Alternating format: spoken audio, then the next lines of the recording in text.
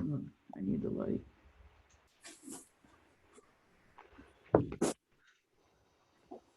So good morning, reading from Book 4, Sutra 47. In between, distracting, let me read from Pantanjali. Yeah. In between, distracting thoughts may arise due to past impressions. And Carrera's translation says, when we forget that we are the self and fall back into misidentification with the mind, distracting thoughts, born of ignorance, arise again.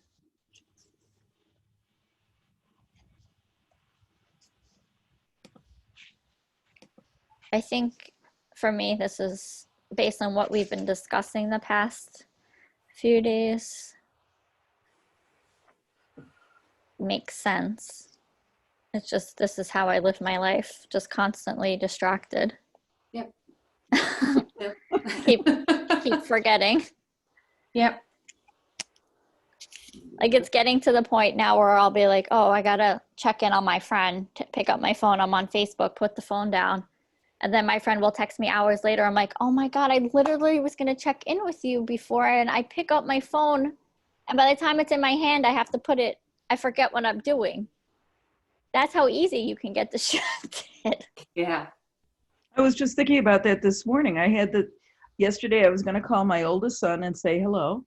And he's in Chicago and we haven't seen each other in quite some time. And I was also going to call a friend of mine who's local, but who is having some pretty serious personal issues now.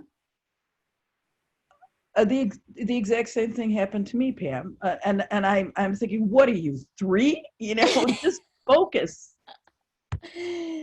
And I thought maybe it was, sorry, go ahead. Well, so this morning I woke up and I'm sitting here and I'm sipping my coffee and thinking, oh my God, I didn't call Ben and I didn't call my friend. And it's like, yeah. I know. Yeah, so anyway, that's all. Today of things. I haven't been doing that so much in the summer as I usually do during the school year, but I need to do it because I'm just not getting through some of the things. I mean, and then I go, okay, well, I didn't do it, but you know, I should. I'm usually pretty good, like with my to-do, like I write it down, cross it off. If I think of something, I do it in that moment. But it's just funny watching myself. And I thought it was because I was like getting older. Amanda's coming in. But I think it's like just the craziness of the world. Like our mind is constantly thinking about something else because of this pandemic. At least mine is. I think it adds another layer of distraction on too. I agree.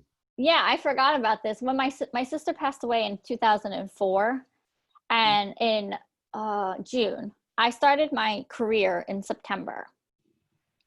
So, and I had just graduated college. So when I started my job in September, I didn't realize for 3 years, I mean, my job became my therapy. And I dove into it, which was fine. At the time, I was so young. But for 3 years, I was constantly thinking about her and whatever else I was thinking about. So once I figured out how to release her, my mind and my shoulders, everything felt so much freer. And I feel like maybe this is happening now to us. Like all of us, we're like, we feel like, why am I? But it's because we have this heavy weight on us of everything going on, maybe. I don't know. So it's so much easier to get distracted. Like Jackie, I'm sure you're constantly thinking about the upcoming school year. Absolutely. I haven't stopped. Since school stopped, I haven't stopped thinking about school, which is ridiculous because you need to take a break. Yeah. But this summer, I have not stopped. It's been, constant trying to find things, see things that could work. Yesterday was a 2-hour call with the principal of the building committee call finally happened. And before a couple of days before, I had gathered together the K-2 teachers on a Zoom call so that we could all discuss things so that I could bring those questions to yesterday's meeting. And then people were calling me after the meeting to, what happened? So the whole day yesterday was just that. And we still haven't figured out how we're actually going to instruct these children. That's what came out of it. principal's like, yeah, we haven't really thought that far. We I have know it's August 7th. we have a conference that they're planning for in person in January that is in San Francisco. That is not going to happen, but they keep planning it. It's I can't. Don't even invite me to the call. It's so ridiculous. I know you can't do that for the school year, but Amanda just shared, like, if you start watching the schools in the South because they're starting to open, they're going to shut down real fast because Well, that's it's what going everybody to. was saying. They were joking yesterday on the call, saying, should we take bets on what day, how many days we're going to last before we have to shut down? We should start a pool, because they don't even really know how, because the board of health is going to be the one to decide what happens when we get a confirmed case. So we don't even know if that means the class will shut down. But then how many people could that child or that adult have come in contact with if you trace? Even just, never mind in their life outside of school, even just the bus driver getting off, who takes them off the bus to get them into classroom, who's the TA watching them, because the kids are arriving before the teachers now. That's the way they've got it scheduled. So there's going to be a teaching assistant assigned to them in the classroom. It's insane. The whole thing is insane. Yeah. Insane. And literally they're expecting, I mean, I really thought they must have, that was just the way it was written, but it's not what they're really expecting. But they really are expecting our little 5-year-olds to come in, sit at a desk. They've changed it. We don't have the group tables that we usually have in kindergarten. Sit at a desk 6 feet apart from their friends with the mask on for the whole day. That's it. They get up, they get to leave the room and their desk when they go to recess after lunch. That's it. The whole day. I was like, really? Who in their right mind thinks that's even possible? I don't know. Yeah. So distracted, yeah. And I've been trying to, like I was saying the other day, I try to do things as I see them, but I almost that's making me more distracted. Because instead of doing the thing that I was supposed to be doing, I see something else and I start doing that. Yeah. And I just start doing that. And so it's like. And I love how this, so Amanda, we're on Sutra 427, and it says in between distracting thoughts may arise due to past impressions. So we're talking about how we'll go do something and easily get distracted, and how the weight of the global pandemic is just like on our mind. But I love how this sutra says may arise. May arise. But I suppose it's really talking about during our, I suppose all day is our practice, but specifically during the meditation practice, there's days where I can concentrate better than others. Like yesterday was a disaster for me. Meditation was just, it didn't. Oh, yeah. Yeah, it was just one of those days where the dog came and nosed at me and I thought she must want to go out. And so that was the first thing. And so then when I sat back down, there was just so many things spinning in my mind. I really couldn't. I think though that's fair though, Jack. I tried to go back to counting backwards, because that can really focus. But even that didn't work yesterday. I think for those days when that stuff happens to me, it's not about getting distracted, because at home it's hard. Like sometimes Kramer has to go out, or like sometimes whatever the distraction is, but it's watching myself handle the distraction. It's being calm about it. Okay, Kramer has to go out, so what that it's not a perfect 20 minutes, and that to me is more important. So it's like, it's okay that your mind is scattered during meditation. It's going to be, because you're getting closer to the school year, but it's and I think that's what when we forget that we are the capital S self, like it's being calm and peaceful even during that chaos. Right. And not being so hard on yourself that, oh my God, I didn't sit perfectly for 20 minutes. Like sometimes I agree. That's what it is don't beat yourself up because you didn't do it. Sometimes when I thought of this several years ago, and it still applies today. I feel like, you ever watch toddlers try to climb up on a couch for the first time? They keep on trying. they fall down on their diapered asses and they get up and keep on trying again, and they try all different ways. And they might make it up there, but at least initially, before they learn the trick to get up on a particular couch, the proportion of trying to succeeding is like 95% to 5%. Yeah. And I often feel like that in meditation, where I am a toddler trying to get up on the couch. And it's okay, just keep on trying. Yeah. Yesterday I didn't, I'm kind of laughing about it now, but I didn't get upset with myself. It just was. Yeah. And that's just the way it was yesterday. So I almost think that when it is messy for me, that something's working, especially after I've moved.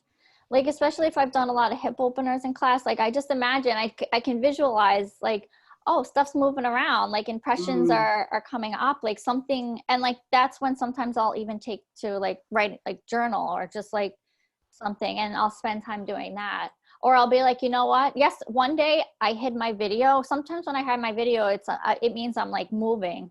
I did child's pose meditation. I've never done a child's pose meditation, but I just felt like I needed it. And I did that for like 10 minutes. And it's just like choosing what you need in that moment and being able to like do it, give it to yourself. Right. And that will translate throughout the whole day for yourself. Like when you feel chaotic, you'll be like, you know what? Let me just stand at my desk for 5 minutes and take 5 breaths. And reset and go, like it has to be faster when we're not in the 20-minute meditation, but or sometimes it's typing out a mean email and deleting it and then moving on, like that will be a meditation. Just don't put the person's name in the 2 and accidentally hit send. It has to be a blank email. Yes. That's right. Such good advice. Yeah, because that's happened before. Oh yes. Yeah. So I think it's fair when that stuff happens. And I do think, and sometimes depending on whatever it is that's coming up, I'll be like, this is my time to think about this today, and I'm not going to carry it with me through the day, and I'm going to forgive myself and forgive it, and or not, or whatever, and be done with it. And then the rest of my day, I don't have to carry it around all day. Yeah, that's good. All right, should I read? Does somebody else have anything? Such a short sutra, and it was, a lot came up. I'll read number 28. They can be removed, as in the case of the obstacles explained before. And then it lists some sutras to reference.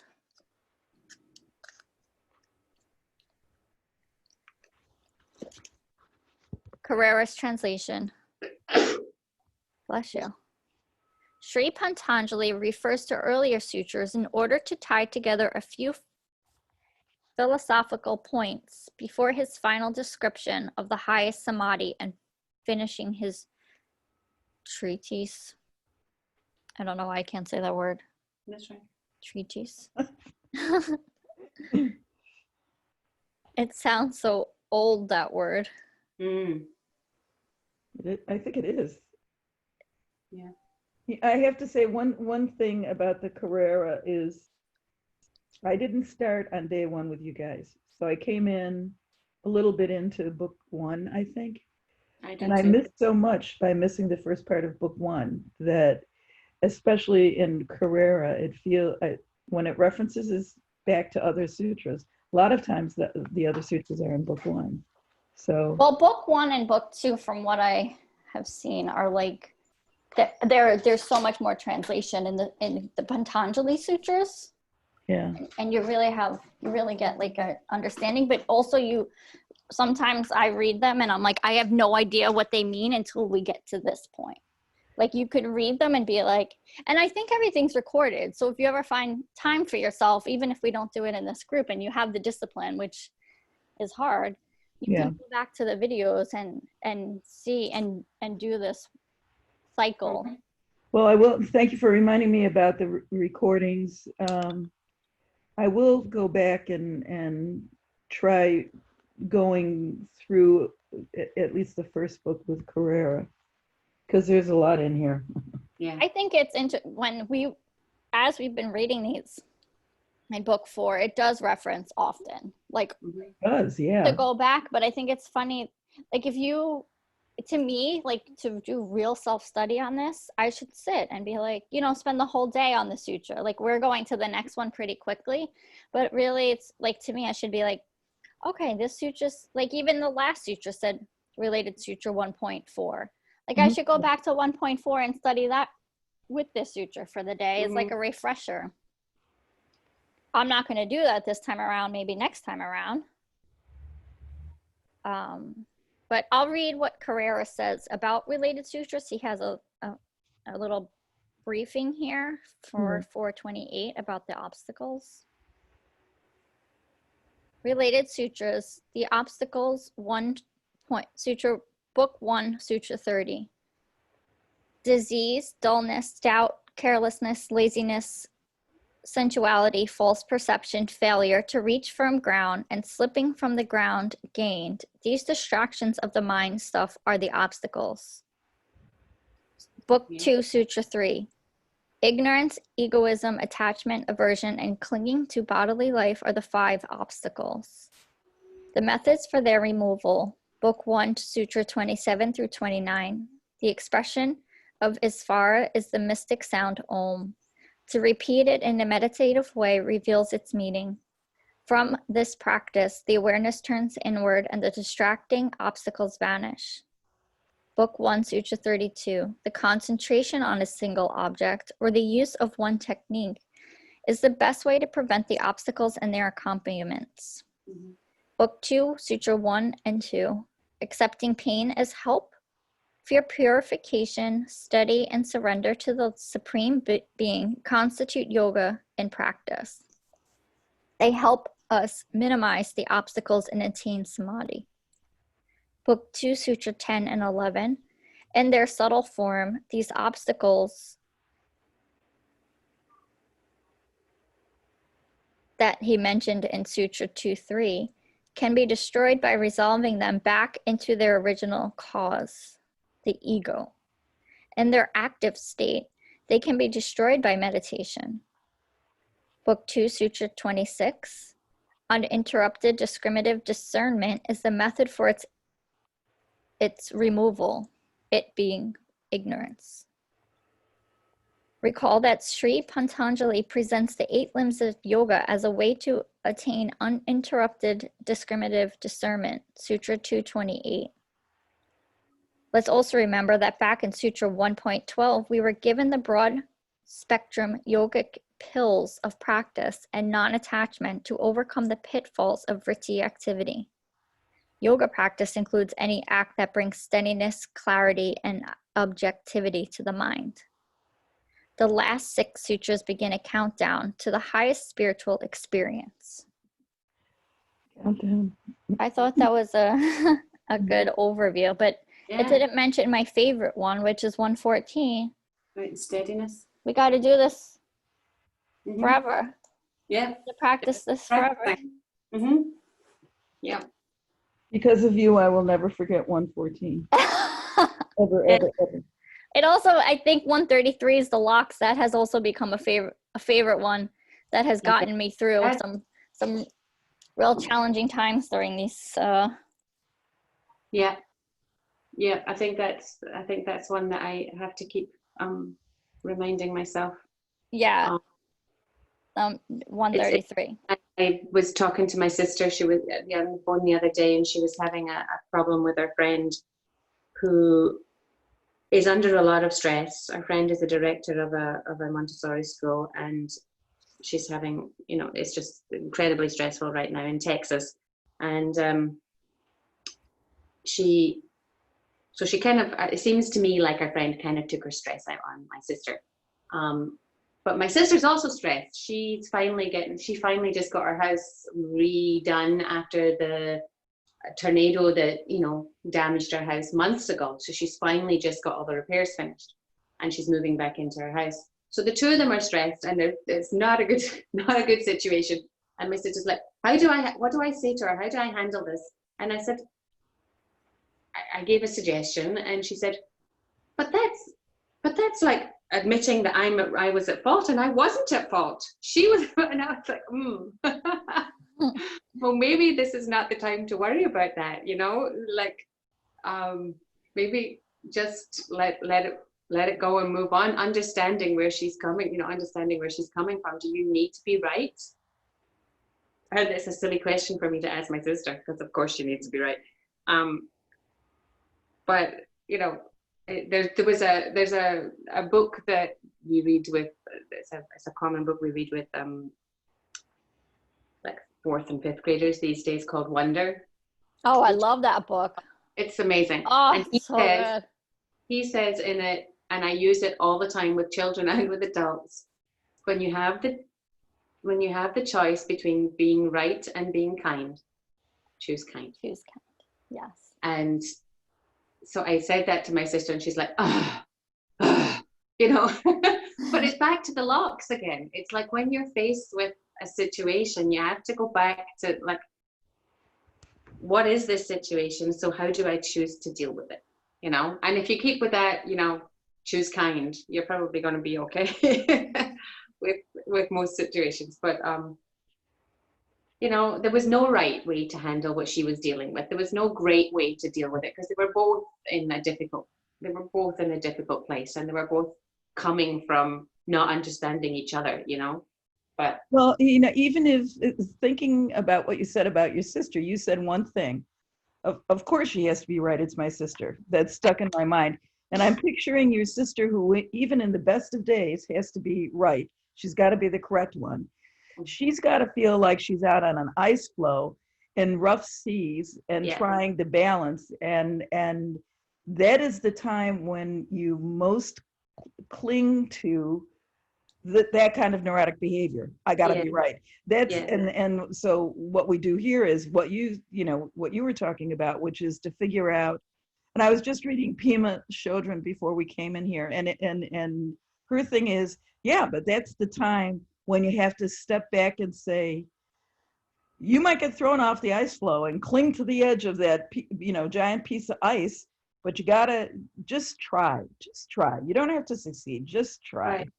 So you're I can just imagine what your sister is feeling like. And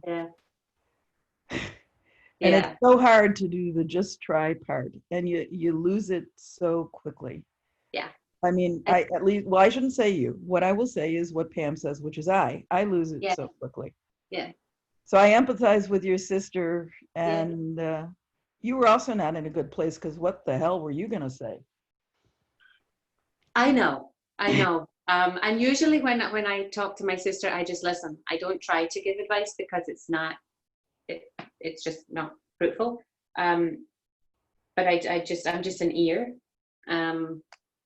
But I did try, because I thought it might, like, in this case, Kay, just give it up. Just don't try to be right. Just give it up and let it go. If you want this friendship to continue, if you value this friendship, maybe that's the thing to do right now, and then return and have a discussion about it some other time when everybody's feeling a little calmer. But I don't know. I should call her back this weekend and find out what she did. What you just said is so right, but it's difficult. It is. It's hard. It is.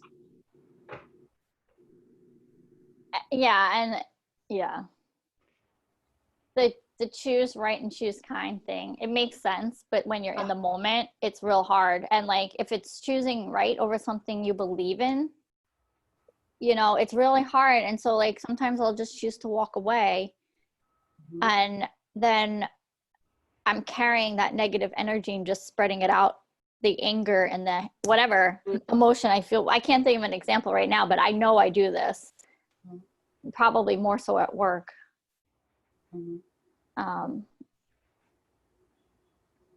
Because I can't be kind at work, because I have to be firm and professional, which doesn't really work with kind, because you be kind to salespeople and they eat you alive. Right. And so I guess kind, I guess the way I think of kind is someone just like yesing somebody, and like me saying no, like no is still being kind. Yes, yes. But nobody in my job would describe me as a kind person because I use the word no, but like they want, so I think we have to think about what kind means before we can say choose kind. Yes, and kind doesn't mean letting yourself get walked on. Yeah, of course. Right. Well, why can't kind mean fair? I mean, at work, I also learned how to say no, because I had to. But if you do it fairly and not you separate out your emotions from the facts at hand and the reason why you're saying no. If you do it fairly, then kind can mean fair. I mean, I do everything very fair at work. I'm very fair. Yeah. But they don't want me to be fair. They want me to do what they want me to do, which is not my job. And I tell them I do enough volunteer work. They want to pay me, I'll do it. Right. Yeah, here. That's very good. I like that. But so that to them is not kind. Because well, they're not doing what they want, but I guess it's like something you have to choose and not let others perceive you as. That's right. Yes. Yeah. But Pam, also in a way, I mean, you're being kind to yourself by setting those boundaries. Yeah. 100%. And I think sometimes, like you were saying earlier, like if I'm making that decision to be kind and like don't say anything, then I'm just walking around with that negativity all day long, making things worse for myself or others around me, projecting it. Yeah. So I think sometimes it is kind to set those boundaries and say no in a way, like Susan was saying. I agree. I think that's right. And I also think if you think about it, them encroaching and pushing and nibbling in and biting in, they're not being kind. Oh yeah. And it's important to protect yourself from people who don't, who decide that it's okay to encroach on other people's boundaries. It's really important. Yeah. As Michelle said, because if you don't, you have to protect yourself. I also think in the end, if and it crosses all of our heads, what do other people think about us? I mean, that crosses our heads, whether or not it should matter or not, it does cross your mind. In the end, one of the things that I found is that if you listen and if you try to pull in other people's opinions and you try to be fair, that's the reputation you're going to have for most people. And for other people, if they think you're just a negative Nancy and you say no all the time and you never want to help them out, well, that's where they're at. And gee, I'm sorry. And good luck with that, but I got to move on. It's when I retired, one of the greatest compliments I got was from a guy who was pretty frank with me, and I went to tell him that I was retiring, and he said, well, there goes the conscience of the agency. And I thought, and this was a guy who I had actually fired from one position and then rehired for another because he couldn't handle the first position. Yeah. And I thought, if I can get that from Dennis, if Dennis thinks that, then I wasn't a bitch totally, Anyway. They'll miss me when I'm gone. Yeah. Yeah. They know I'm fair. Otherwise I would have been long gone, Yes. Public companies don't work how, I'm not tied to my job. Yeah. They could let me go. Yeah. But they know I'm fair and it's fine. And I always remind the kids that I work with and try to remind parents as well, fair does not mean equal. That's right. It's not the same, rather. Fair is not, it is equal, but it's not the same. What's fair for one child is not the same as, and it wouldn't be fair if I did the same with every child. Yeah. So fair means, looking at each situation. Yep. Amen to that. Yeah. Because you get a lot of teachers saying, you can't do that for one child if you don't do it for everybody. I'm like, yeah, you can. And the definition of fair. Yes, you can. Yes. Yeah. And that's true in every circle of individuals you have in your life. Yeah. Equal does Yes. not mean the same treatment. Oh, absolutely not. Think about your children. Yeah, Your amen to personal that. children. You don't treat them, deal with them the same way because they're different. They're different people. Somebody who used to work at JP Morgan, she doesn't work there anymore, but she wrote a book and she spoke at like a women leadership conference. And I started to read the book, but I read about half of it, and I can see how it's very relevant, but it's just not, I don't have kids, so it wasn't really speaking to me as much, but it's called Fair Play, and it's that whole idea of things being fair in the home balance with working parents and taking care of the kids and chores and everything else. And she came up with a whole game about it with the deck of cards. So that's why once I got into the game part, I'm like, Eric and I are not equal in my home, but we are fair in my home. Like Yes. I do 90% and he does 10%. But that's what our fair is, because like the 10% he does is the 10% I don't want to do. And the other stuff I want to do. I'm not saying that might not. I've noticed too how many times I'm like, I do everything around here. And I'm like, that's actually not true. Like you do a fair amount of stuff. So like it's fair. And it's just, I love that word fair. I love it so much more than equal. So yeah, I'm a huge fan of the word fair. Yes, I am too. Yeah. Make a banner, put it up. Yeah. I think we should move into breath so we can finish somewhat on time today, unless somebody else wants to share. Sutra. So I'm going to read for Jackie on Monday, and that sutra looks pretty long. So we'll probably just read that one on Monday. Maybe Jackie, you can catch up on it over the weekend. I will. If you want. And I know you will. Thank you for covering. I have another meeting with the principal on Monday morning. So. Okay. Yeah. Good luck, Jackie. It's okay. I'm really having empathy for her. I really am for her and for the assistant principal. It's just mind-boggling the amount of work they've already done this summer, and still we're nowhere near where, still we haven't even begun to think about what instruction's going to look like. It's just the thinking about how the building's even going to be. Absolutely insane. I'm gonna set my intention for my meditation to be positive energy on the schools today. I always envision like the Care Bear love, like that shining, sending it out. Whatever it looks like. All right, so we'll set up for a few rounds of alternate nostril breathing, just taking 3 deep, long breaths in through the nose and out through the nose. Starting to bring the attention inward, relaxing the face. Softening any tense spots in the body. Then you'll flip your left palm up in your lap and bring your right hand over to your nose. Your right thumb will close right nostril. Your right ring finger will close left. We'll begin by closing right, inhale through left. Close left, exhale right. Inhale right. Close, exhale left. Inhale left. Close, exhale right. Inhale right. Close, exhale left. 3 more rounds on your own breath.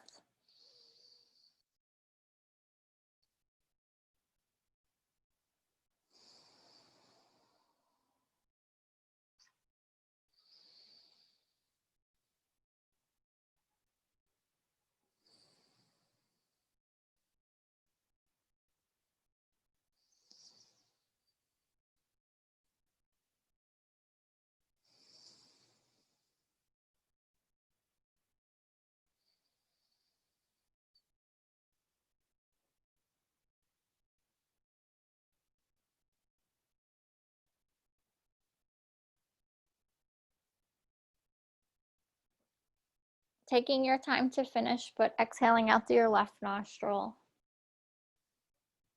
If you want to continue with this breathing exercise or move on to another one, or if you're ready to settle into your meditation, I'm going to set the timer. If you need to set your own timer, go for it.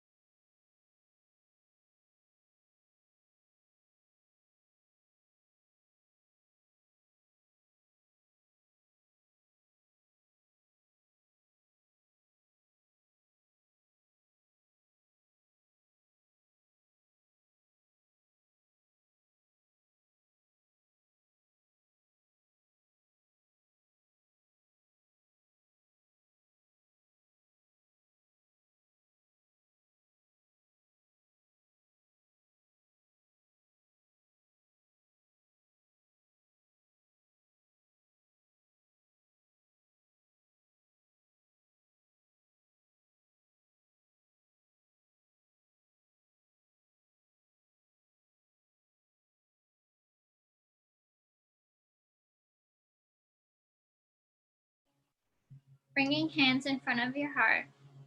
Namaste.